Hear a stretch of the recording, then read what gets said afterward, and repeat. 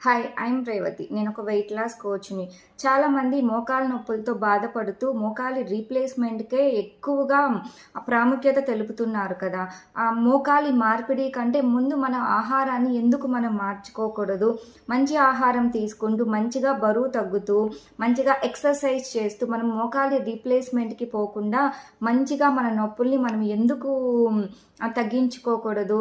ఏదైనా తప్పనిసరి పరిస్థితి ఉన్నప్పుడు మోకాలి మార్పిడి ఖచ్చితంగా చేసుకోవాలి. డాక్టర్స్ ఏం చెప్తే అది వినాలి. బట్ ఎందుకని దాన్ని ఫస్ట్ ప్రయారిటీ ఇవ్వాలి. మంచిగా బరువు తగ్గుతూ, మంచి ఆహారం తీసుకుంటే మంచిగా మనకు పెయిన్స్ కూడా తగ్గుతాయి కదా! మంచి ఆహారం ఎలా తీసుకోవాలి? ఏం తీసుకోవాలి? ఎలా ఆరోగ్యంగా బరువు తగ్గాలి? మంచిగా ఎక్సర్సైజ్ ఎలా చేయాలి? మీకు ఈ టిప్స్ అన్నీ కావాలంటే కింద కామెంట్ సెక్షన్‌లో నా నెంబర్ ఇస్తున్నాను. మీరు నాకు కాంటాక్ట్ అయినట్లయితే మంచిగా వెయిట్ లాస్ టిప్స్ నేను మీకు ఇస్తాను. మీకు ఈ ఛానల్ నచ్చినట్లయితే లైక్ చేయండి, షేర్ చేయండి, సబ్స్క్రైబ్ చేయండి. Thank you.